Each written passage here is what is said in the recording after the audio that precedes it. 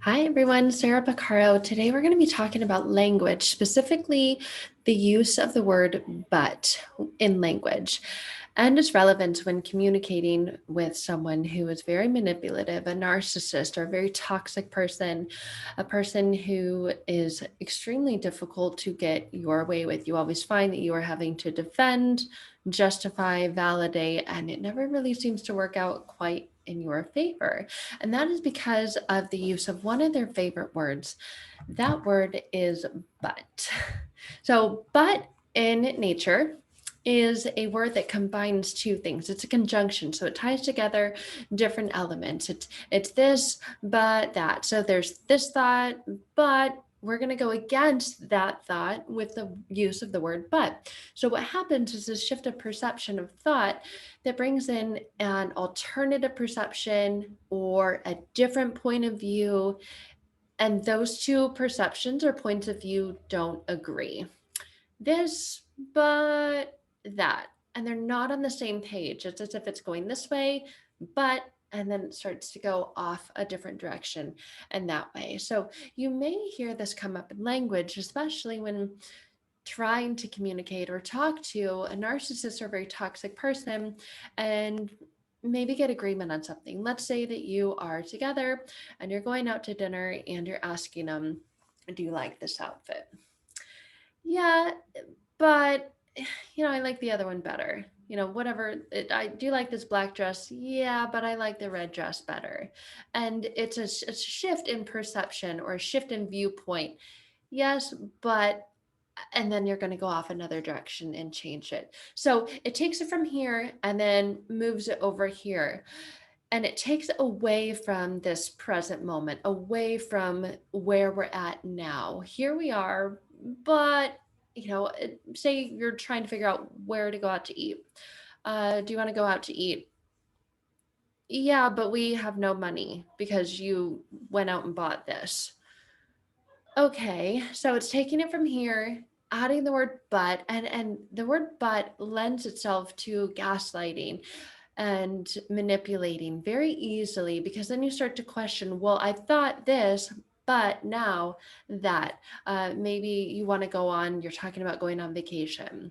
We haven't done anything together, and maybe that's it. Maybe just we just need to get out of here and go somewhere. So let's go on vacation. Well, I'd love to, but if you wouldn't have got fired from your job, then we'd have more money and then I wouldn't have to request off PTO, whatever it is. So when you're saying but, whatever it is that follows but turns the direction of the thought. And but signifies a different point of view, an alternative point of view, and possibly a disagreement, especially if you get triggered and then you feel that you go off and you start to react to the alternative direction that conjunction but took the conversation. So this comes into play in a couple of different ways when you're dealing with a narcissist or toxic person. And the point of view I want to take a look at is from the other person's, from the victim's perspective. The victim can begin to experience that gaslighting, that manipulation, and defend the narcissist, especially early on in the relationship when it comes to explaining these behaviors to friends or family that they know are off. Others are starting to pick up on and be aware that they're off. And then they start to use that conjunction, but to protect and defend the narcissist. I know that he's not always nice to me, but he really has a job that he's stressed out, he works long hours. uh you know I know that we haven't done anything together in a long time, but he is really busy. He is working and providing, paying the bills so that I can stay at home with the kids. So it goes both ways. This conjunction can be used with the narcissist to gaslight, manipulate, get their way with the person that they're with, and as well as the victim, if you will, or the other person involved will use it to defend and justify and validate, because that's exactly what the word but does. You hear this word but And after the word but, you're going to hear a justification, you're going to hear a rationale, you're going to hear a reason given for that alternative direction being taken. Maybe you hear, so maybe it's not always but, it's just a pause or a well, and those types of things that indicate something is going one way, and then there's a shift or a stop, and then after that is going to be a different direction that's taken. So the word but puts the brakes on, it slows down the conversation, it takes it out of the present moment and goes this way, and but kind of explains all of that. So when you hear this word but, you need to be prepared for that, because oftentimes we're unaware of this language that is being used or being presented, and it triggers us because we thought we were going this way and all of a sudden we're going a different direction. And the word but is the setup for that. It's a setup for second guessing, it's a setup for gaslighting, for self-doubt, agreeing to disagree. So the person can say, well, I didn't say that. What I said was, it's just that. After you get triggered of hearing this word but and noticing the conversation has taken a different direction. What I said was, I like that dress, but I like the other one better. And there you go, getting all mad the way that you always do. Look at this. You always do this. So it starts the shift in the conversation, the shift in the change in direction is triggering, especially when you're unaware of it and you don't know what's going on, and it indicates this. So in a conversation, when you hear the word but, what's following that's going to be justification, rationale, the reason why you are wrong and that other person is right. And you'll hear it used all the time. If you listen, if you really focus on the language that's being used when you're engaging with a toxic person, with a narcissist, you'll know this and you'll start to pick up on it. They'll say things, for example, I want to work on this, but you're the one always starting arguments with me. I wanted to go there, but you all of a sudden started doing what you always do, and here we go. And you'll hear it so subtly, if you really listen and pay attention, that they use this word but. Narcissists, toxic people, manipulators love using the word but. It's such a subtle way to shift and maintain control in this conversation, to get them to keep the power and have the other person go off and defend themselves because of the word but, and then look like the crazy one. So it puts a condition on something, and everything about a narcissistic relationship, everything about a toxic relationship is conditional. It's full of conditions. Well, you didn't do this, but you went off and did that, and that's the reason why we couldn't do this. And it leaves you just going crazy, and conditions being put on this experience or this relationship, that you find yourself having to jump through all these hoops. And that's where the fawning trauma response comes in, because you're triggered, and then you start to, okay, well, I don't want it to be like that, but you said it is. So now I have to go over here and do this. And you're finding that you're constantly, like, your mind and your thoughts are ping ponging. Maybe your actions are ping ponging because of these conditions based upon the conjunction and the word but. Language is extremely powerful when communicating, and you're trying to find ways to meet those conditions subconsciously so that you don't have these constant shifts in directions, that you can jump through those hoops and meet those needs. So when you hear the word but, you're either about to defend or explain. And this goes both ways, like we just talked about, and it can get you caught in that web.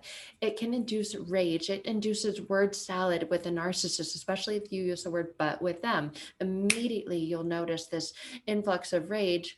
Well, we were going to go do this, but you, blah, blah, blah, blah, and the reasons why, the justification and explaining this didn't get done.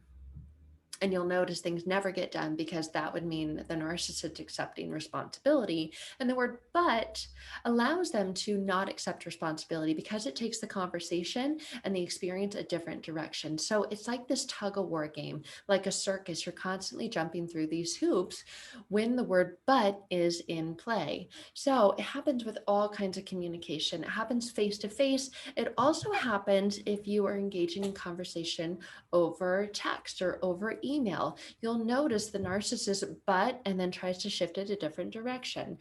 For example, maybe you're broken up with a narcissist and you're taking a break and you get a text message. Hey, I know we're taking a break, but, or I know you said you didn't ever want to see me again, but I miss you. Is it okay if I stop by just for a minute? And the word but, when you hear it, indicates that disappointment is coming. Disappointment is coming because of that difference and that shift in direction. Language is extremely, extremely powerful and has the ability to immediately alter our moods, our feelings.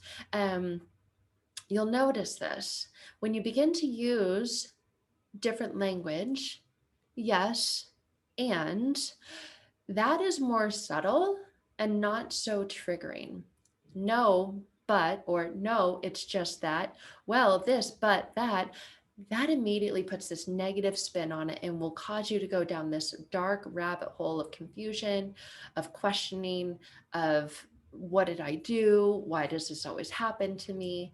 Narcissists and toxic people don't like to be told no.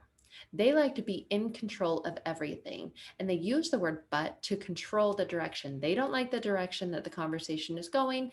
They say, well, but, and then put it on you and take it off of them.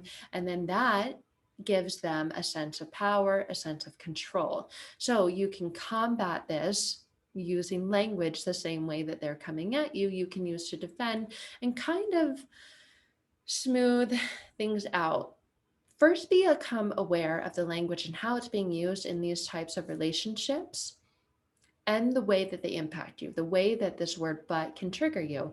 And then once you become aware of that, you can make a difference in the way that you engage, that you respond. You can say yes, and we can go do this. So back to that example, I know that we said we were going to take a break, but I miss you. Is it okay if I stop by? Yes, we are taking a break and I'm not home. And it is not okay if you stop by. That will not completely prevent that blow up, but it can alter and give you more control and a sense of well-being and being less reactive, less engaging. So notice this word, but understand it, understand the impact that it has on you. And when you do this, you begin to become more aware of the ability for the narcissist or toxic person to control the direction of the conversation when they use this word, but. And then combat to it is to use positive language. Yes, and this. Yes, we agreed that we were going to take a break, and I'm not available for you to stop by. And we agreed that you wouldn't. Instead of, well, we did this, but if you wouldn't have, and then it just continues to perpetuate that cycle. So I hope that this video helps you understand language, its power, and the altercation of our feelings, our emotions, our actions when we pick up and experience these things. Language is very, very powerful and it has the ability to impact everything. And you may be unaware of these subtle nuances or cues that the toxic person, that the narcissist is using to maintain control and keep you in this situation by taking things that are going this direction and then alternately impacting the direction that they go, thus giving them control. So to take back the power and control, using language in a more positive way and a more calming way for you so that you don't get stuck in that web. So I hope that this video has been helpful for you. If you feel stuck in the web, whether you're still in the relationship, I hope this video helps you, whether you're on your journey to healing after having been in a toxic, unhealthy, narcissistic relationship and you still feel stuck in your own mental web. Then I would love to connect. We can talk more about rapid transformational therapy, more about hypnosis to release you from that. And then obviously adding these types of tools to your tool bag so that you can move forward to a much calmer, peaceful life. Thank you guys. I hope this helps. There's a link in the video that's below in the description for us to connect and for you to learn more.